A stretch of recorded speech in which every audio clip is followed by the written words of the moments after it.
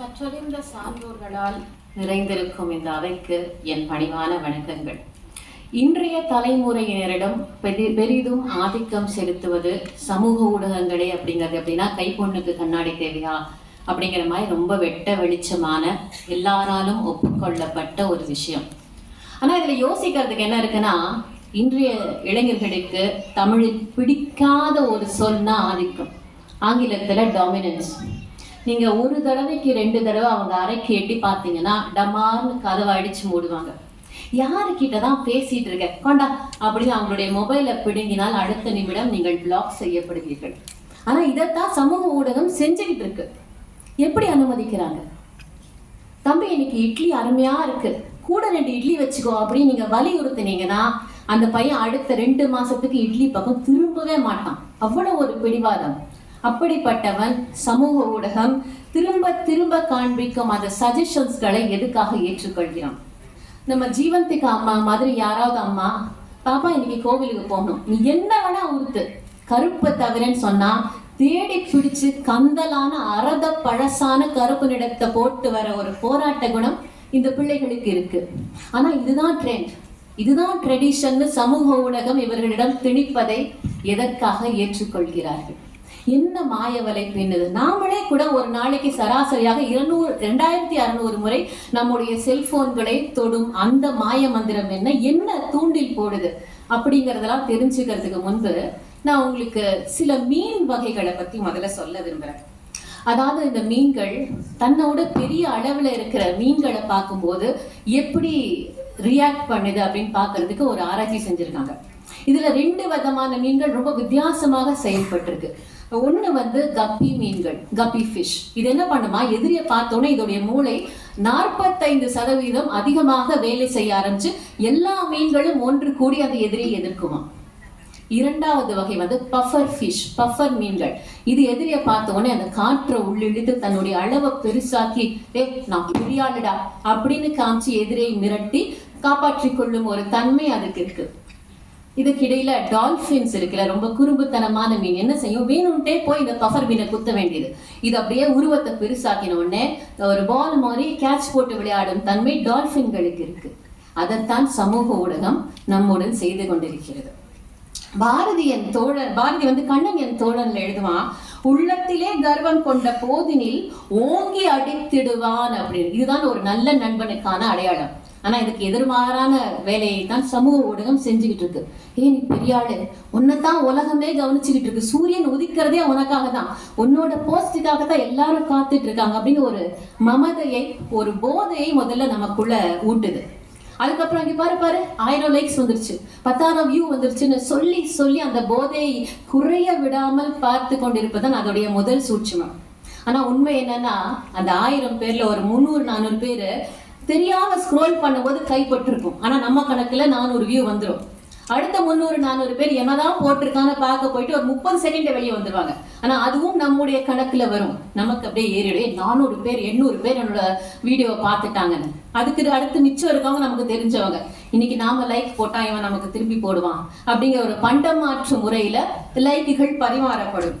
இதுக்கிடையில பாரதி சொன்ன மாதிரி ஒரு உண்மையான நண்பன் வரும், நீ பாரு நீ போடுறது நல்லாவே இல்லை, கண்டென்ட் ரொம்ப அரத பழசா இருக்கு, வேற ஏதாவது ட்ரை பண்ணுன்னு உங்களுக்கு ஆலோசனை சொன்னா போடா 10,000 பேர் எனக்கு பின்னாடியாங்கன்னு ஒரு திமிரு வருது இல்ல.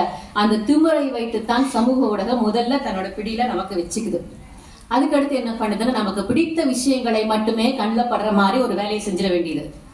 இப்ப நான் எனக்கு பிடித்த நிறம் பச்சைன்னு தேடினேன்னு வச்சுக்கோங்களேன். அதுக்கப்புறம் எல்லா தளங்களிலும் கல் தோன்றி மண் தோன்றா காலத்தே முன் தோன்றிய முதல் நிறம் பச்சை நிறம், அலெக்சாண்டருக்கு பிடிச்ச நிறம் பச்சை நிறம், ஆதி மனிதன் பச்சை நிறத்துலதான் இருந்தான், அதனாலதான் பச்சை பிள்ளை நாம சொல்றோம்னு என்னென்னவோ சொல்லி, அதாவது ஆங்கிலத்தில் எக்கோ சேம்பர் அப்படிம்பாங்க, எதிரொலிக்கும் அறை, ஒரு அறை. அந்த அறைக்குள்ள நமக்கு பிடித்த விஷயங்களை எதிரொலிக்க செய்து நம்முடைய அறியாமையை வைத்து தன்னுடைய ஆல்காரிதத்தை அது ஏற்றிக்கொண்டிருக்கிறது. இதுல என்ன பிரச்சனைனா, அந்த இளைஞன் இதையே நம்பி வளரும் போது உண்மையான உலகத்தை நாளைக்கு சந்திக்கும் போது ஒரு சிகப்பையோ ஒரு மஞ்சளையோ பார்த்தா அவனால ஏற்றுக்கொள்ள முடியல. ஒண்ணு எகிர்றான், கோவம் வருது, எனக்கு எதிராக நீ எப்படி பேசுவேன்னு, இல்லையா ஒரு தாழ்வு மனப்பான்மைக்குள்ள உள்ள போயிட்டு ரொம்ப சுருங்கி போயிடுறான். இடையில இந்த அட்ஜஸ்ட்மெண்ட், ஒத்து போறதுங்கிற ஒரு குணம் இல்லாமலே செய்து விடுகிறது சமூக ஊடகம். மூன்றாவதாக என்ன செய்யுதுன்னா, ஒருத்தருக்கும் ஒரு கற்றல் பயணம்னு ஒண்ணு இருக்கும். அந்த கற்றல் பயணத்தை கத்தரிச்சு விட்டுருது. கசடர கற்க அப்படிம்பார் வள்ளுவர். நாம் அந்த கற்றல் பயணத்தை மேற்கொள்ளும் போதுதான் எது கசடுகள்னு தெரிஞ்சு அதை அகற்ற முடியும். அது இல்லாம இப்ப என்ன, உனக்கு புளிக்குழம்பு செய்யணுமா, இந்த பர்ஃபெக்டான ஒரு வீடியோ. புடவை எப்படி கட்டணுமா, இந்த பர்ஃபெக்டான ஒரு வீடியோ. கவிதை எழுதணுமா, இப்படி எழுதணும்னு ஒரு துல்லியமான விடையை நமக்கு கொடுக்கும் போது நமக்கு நம்முடைய அனுபவம்னு ஒண்ணு இல்லாமலே போயிடுது. உதாரணத்துக்கு என்னுடைய வாழ்க்கையில ஒண்ணு சொல்றேன். எனக்கு ஒரு 3 வயது இருக்கும். எங்க வீட்டுல முதல்ல இங்கிலீஷ் ரோஸ் செடி வாங்கினாங்க. இங்கிலீஷ் ரோஸ் நல்லா பெரிய பூ பூக்கும். எங்க அம்மா எனக்கு ஒரு பொறுப்பை கொடுத்தாங்க. இந்த செடிக்கு நீ தான் தண்ணி ஊற்றணும், அதோடு விட்டுருந்தா பிரச்சனை இல்லை, வேர் நிறைய தண்ணி ஊற்றணும்னு சொல்லிட்டாங்க. நமக்கு என்ன தெரியும், அழகா வேற பிடுங்கினோம், நல்லா தண்ணியை ஊற்றி சோப்பு ஷாம்பூலாம் போட்டு கழுவி நட்டி வச்சிட்டோம். அவ்வளோதான், செடி காலி. ஆனா எனக்கு அதுல இருந்து கிடைச்ச பாடம் இருக்கு பாருங்க. அது என்னுடைய வாழ்நாள் முழுக்க இன்னைக்கு வரைக்கும். அதுக்கப்புறம் நான் வைத்த ஒவ்வொரு செடியும் என் சொந்த பிள்ளைய மாதிரி பார்த்து பார்த்து என்னை பராமரிக்க செய்தது. இப்படி தனித்தனி அனுபவங்கள் தான் நம்முடைய வாழ்க்கையை சுவாரஸ்யமாக்கும், அழகாக்கும். ஆனா இந்த சமூக ஊடகம் என்ன செய்யுது, உன்னுடைய வாழ்க்கையை சுலபமாக்குகிறேன்னு சொல்லிட்டு அந்த சுவாரஸ்யத்தை நம்ம கிட்ட இருந்து பிடுங்கிருது. அதுதான் அதோடைய 3வது ஆயுதம். யோசிச்சு பாருங்க, எல்லா காலத்திலும் இந்த சமூக ஊடகத்தின் ஆதிக்கத்தில் இளைஞர்கள் இருந்தா என்ன நடந்திருக்கும்? ராமாயண காலத்துல ராவணன் வந்து சீதையை கடத்திட்டு போன உடனே ஏதாவது ஒரு அரக்கி கையில காலில் விழுந்து போனை வாங்கி லைவ் லொகேஷன் அனுப்பிச்சிருந்தானா ராமன் வந்து காப்பாத்திட்டு போயிருப்பான் இல்லையா? ராமனுக்கும் ராவணனுக்கும் ட்விட்டர்லயே போர் நடந்திருக்கும். கம்பனும் வால்மீகியும் என்ன செய்வாங்க பொழப்புக்கு. அதே மாதிரி இந்த பக்கம் மகாபாரதம், அர்ஜுனன் வந்து திரௌபதியை கல்யாணம் பண்ண உடனே ஜஸ்ட் மேரிட் அப்படின்னு ஒரு ஸ்டோரி போட்டிருந்தா அதுக்கப்புறம் குந்தி விளைவிட்ட அந்த குழப்பங்கள் எதுவுமே இருந்திருக்காது. நமக்கு என்ன மாதிரி ஒரு 80s கிட்ஸ்க்கு ஞாயிற்றுக்கிழமைகள் உப்புச்சப்பு இல்லாத ஒரு நாளா போயிருக்கும். ஏன்னா அந்த நாடகங்கள் எல்லாம் பார்த்து தான் நாங்க வளர்ந்தோம். அதே மாதிரி சிலப்பதிகாரத்தை எடுத்துப்போம். கோவலன் பிடிபடுறான். இந்த சிலம்ப நான் என் பொண்டாட்டிக்கு வாங்கினேன், ஃபேஸ்புக்ல நான் ஸ்டோரி போட்டிருக்கேன், அவளை டேக் பண்ணி பாரு அப்படின்னு சொல்லி வெளியே வந்துதான் வச்சுக்கோங்க. அதுக்கப்புறம் ஏது கண்ணகி, ஏது மாதவி இலக்கிய மன்றம், எங்களுக்கெல்லாம் இப்படி ஒரு வாய்ப்பு எப்படி கிடைச்சிருக்கும்? யோசிச்சு பார்க்க வேண்டிய ஒரு விஷயம். ஆக உங்களுடைய வாழ்க்கையை சுவாரஸ்யமாக்குங்கள். இறுதியாக இப்படி சொல்லி முடிக்கிறேன். எப்படி இன்றைய இளைஞர்களுக்கு ஆதிக்கம்ங்கிற சொல் பிடிக்காதோ அறிவுரையும் பிடிக்காது. அதனால நான் உங்களுக்கு அறிவுரை சொல்லல, உங்களுடைய சமூக ஊடகம் உங்களுக்கு கொடுக்குற சஜஷன்ஸ் மாதிரி ஒரு ஆலோசனை கொடுக்கிறேன். நீங்க இந்த பஃபர் மீன் மாதிரி உங்களை உருவத்தை, ஒரு போலி உருவத்தை உருவாக்கினா ஒரு பெரியாள் அப்படிங்கிற நினைப்புல இந்த சமூக ஊடகங்கிற டால்பினுக்கு இரையாகாமல் அந்த கப்பி மீன் மாதிரி யோசித்து சொந்தமாக செயல்பட்டு அந்த சமூக ஊடகத்தை பயன்படுத்தி உண்மையான நண்பர்களை தேடுங்கள், உண்மையான உல்லாசத்தலங்களுக்கு போங்கள், உண்மையான வெற்றியை பெறுங்கள். வாழ்க்கை சுவாரஸ்யமாக அமையட்டும். வாய்ப்புக்கு நன்றி. வணக்கம்.